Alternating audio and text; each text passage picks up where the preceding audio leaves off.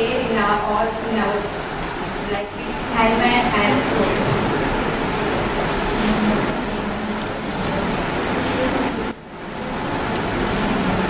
So what is old and that experience he has brought up and made it into more clear that and the set of principles go walking through, like how you can get into the sensation of it, like client, like what they like what they talk.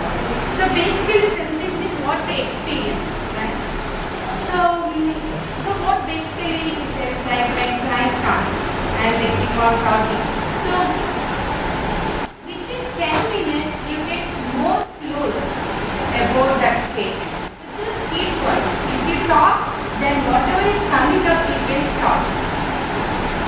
They come and say that I'm very anxious.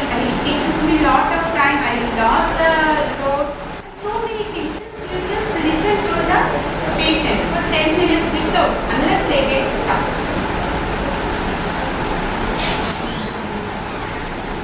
So it is not a thought, not a dream or emotion which you cannot put down.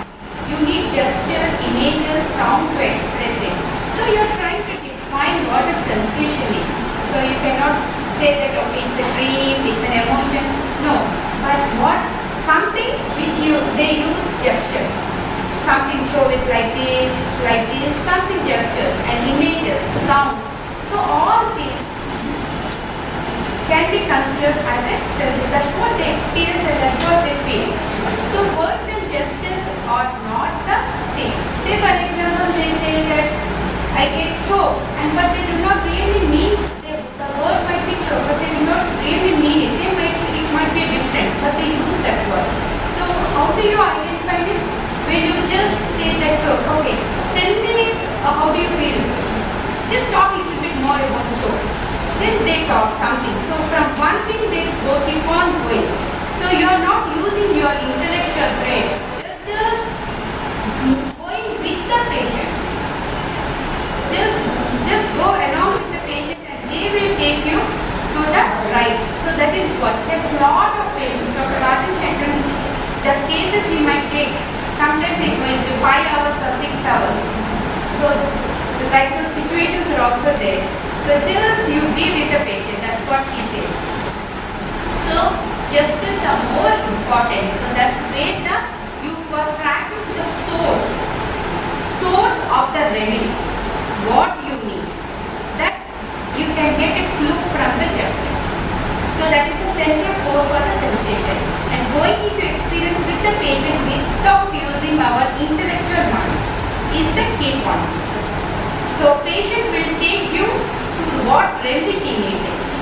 Okay, the level at which the patient experiences symptoms and various levels of human experiences. So that is what you will find when you are doing this sensation method, what they experience. As human, and you see the same thing like in the human experience, like when from the conception to the child when it comes and development of the child, all these you will find under in the sensation method. You will notice all those changes. As human consciousness is in a state of continuous growth, and the levels are indicative of the evolution from the most superficial to the spiritual, which is ultimate aim of the mankind. So basically, what he says, like there are two songs in us. One is human, one is non-human. And what is he has written a book, the other song. The title of the book is the other song. It is a fantastic book and it is so simple and anyone can understand. Then he mentioned about this human song and the non-human song. Human song is the healthy one. Normal, it's healthy state. Non-human song is the disease state that gets manifested. Like something, you talk something which doesn't make any sense. That is the non-human song.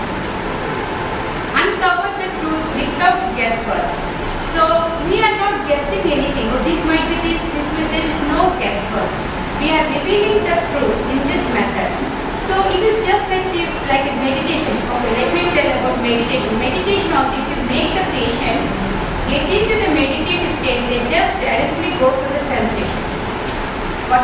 comes up from their mouth, that itself is who he is, who she is. And you have to be an unprejudiced observer that we already knew and we have to follow. Like, we should not see when patient is saying, okay, is this the primary patient, is this the calculator card?